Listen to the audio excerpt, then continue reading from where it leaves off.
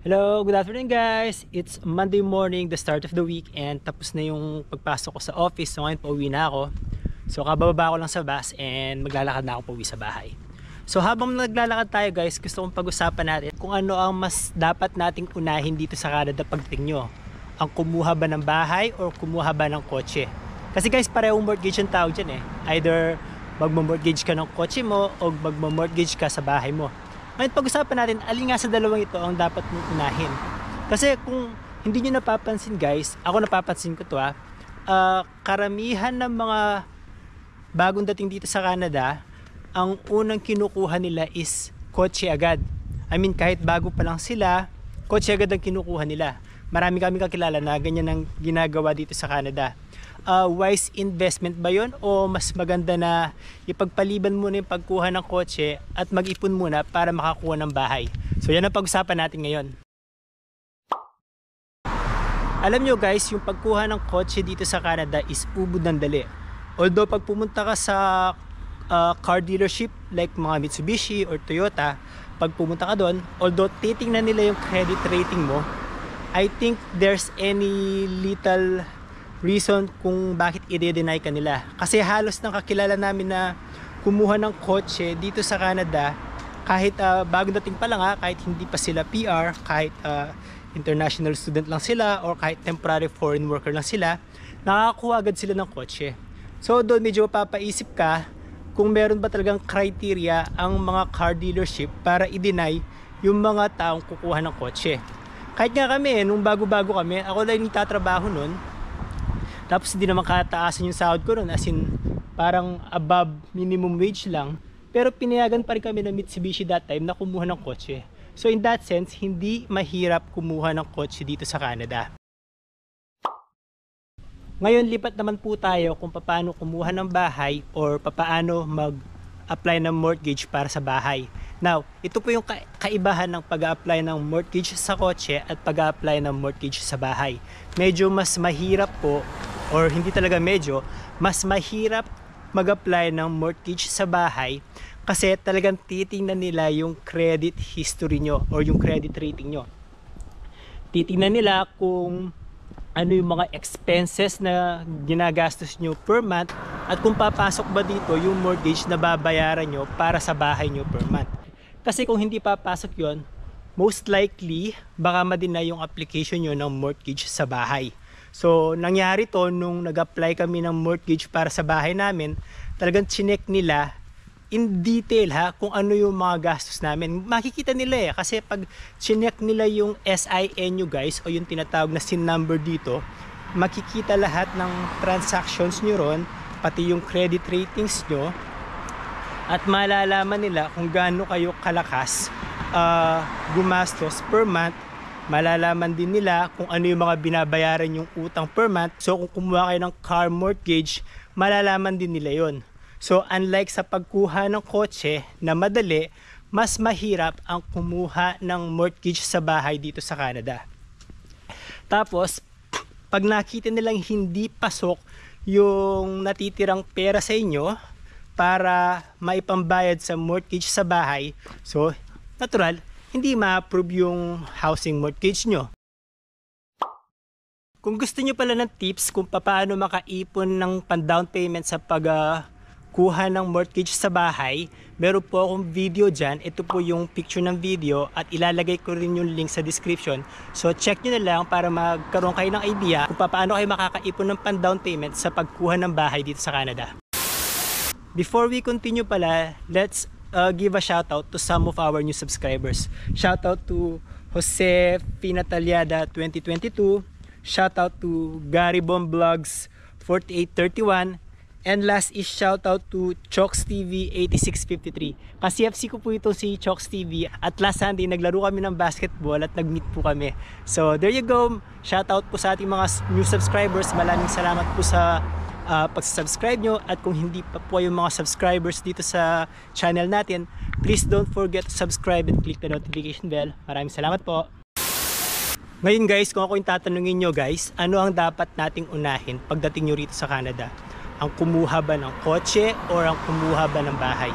Well, ako, based on my experience at saka based na rin sa mga nakikita ko dito sa mga kababayan natin sa Canada.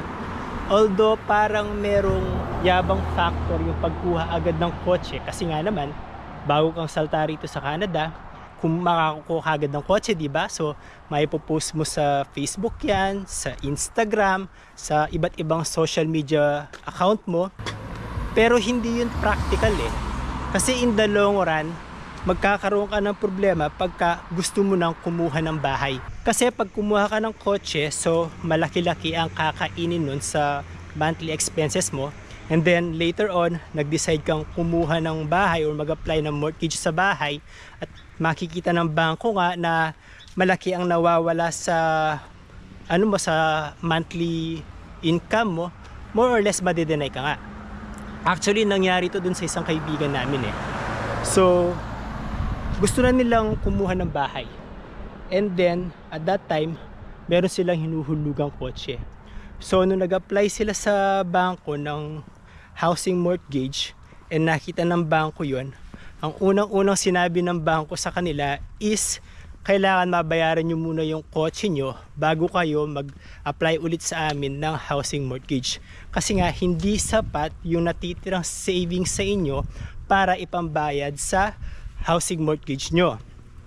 So ang ginawa ng kaibigan namin na yon, para hindi na sila magka-problema, is since may naipon naman sila eh, finul payment nila yung kotse na yon. Finul payment nila yung kotse yung hinuhulugan nila para ma-erase yung monthly contribution or para ma-erase yung monthly payment dun sa kotse nila. And then dun sila nag-apply ng housing mortgage ulit. And luckily, na-approve naman sila. So kung tatanungin nyo ako guys, kung alin ba talaga ang mas importante pagdating nyo dito sa Canada, kung kotse ba o bahay, siguro masasabi ko, depende sa sitwasyon nyo.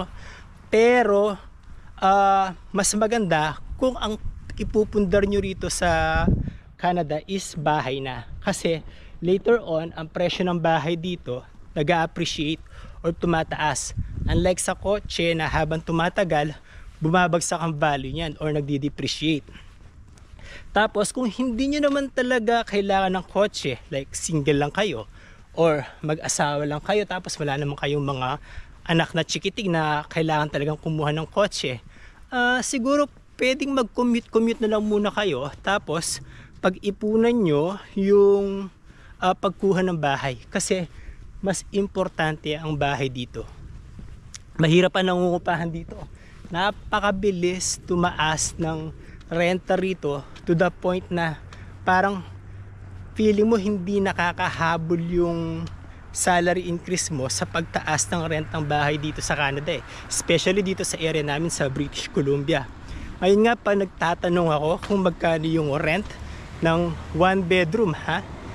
Umaabot na sa 1,900 yung rent para sa one bedroom. Samantalang kami, yung binabayaran naming mortgage sa 2 bedroom house namin, pati yung strata fee, nasa 2,000 lang eh. I mean, nasa 1,700 lang eh. 1,300 sa mortgage plus 400 sa strata fee. So, 1,700 lang yon. So, isasali mo pa yung water at saka internet, pumapatak, nasa 2,000 per month lang yung binabayaran namin para sa bahay namin for a 2 bedroom apartment. Tapos yung 1 bedroom apartment dito, nasa 1,900 na. And yung 2 bedroom apartment dito, nasa 2,500 na. So, diba, ang rent tumataas every month, pero yung sahod mo kung di makakahabol, yari ka. Kaya mas maganda talaga na ang unang pag-ipunan mo rito sa Canada is bahay muna or property muna. And then, pag nakakuha ka na ng property rito, nakakuha ka na ng bahay, at feeling mo naman is kaya mo kumuha ng kotse, kahit second hand lang, then kumuha ka ng kotse. Yun yung mai-advise ko sa inyo rito. So there you go guys, kung bago lang kayo rito sa Canada or may plano kayong pumunta rito sa Canada, I hope nagkaroon kayo ng idea sa mga sinabi ko kung ano ba talaga ang mas magandang unahin nyo pagdating nyo rito sa Canada. Kung dapat ba kayong kumuha ng kotse or bahay muna. So Yun lang guys, kanya-kanya tayo ng opinion and ito yung opinion ko na gusto kong i-share sa inyo. I hope kahit paano nakatulong. So if you don't mind, please subscribe to my channel, like this video, click the notification bell, and drop a comment na rin kasi yung comment nyo nakakatulong para i-promote ni YouTube ang channel natin. Maraming salamat po. Hanggang sa susunod. Bye!